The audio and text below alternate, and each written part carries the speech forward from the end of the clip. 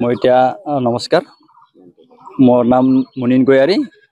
মই বন্ধইটানী গাঁও পঞ্চায়তৰ পৰা আঞ্চলিক সদস্য পদৰ প্ৰাৰ্থী বিজেপি আৰু এজিপি সমৰ্থিত।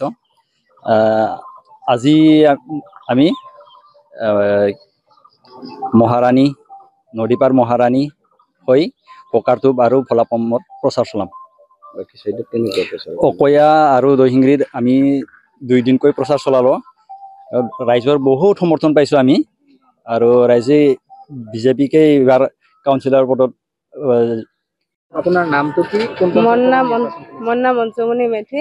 মই 23 নং আঞ্চলিক পঞ্চায়তৰ সদস্য হৈ মই প্ৰতিদ্বন্দ্বিতা কৰিছো। গতিকে মই এইবাৰ জিতিম বুলি ভাবিছো। দলত মই নাই, মই নিজে। কিমানখন গাঁও ইতিমধ্যে আপুনি ৰাইজৰ মাজত সোমাই পৰিছে? ৰাইজৰ মাজত মানে মই 22খনমান হ'ব। এইবাৰ ভালে দেখছো। এইবাৰ তাৰমানে চব নিৰ্দলীয় জিতব। এইবাৰ সেই তাৰমানে দল নাই, দলৰ কথা তাৰমানে ভবাই নাই। চব নিৰ্দলীয় নিজা তাৰমানে হেৰিটোত মাৰিব। যাৰ যেনেহেনকে তাৰমানে বিচাৰে সেইমতে দিহে মাৰিব, পাৰ্টি নচয়।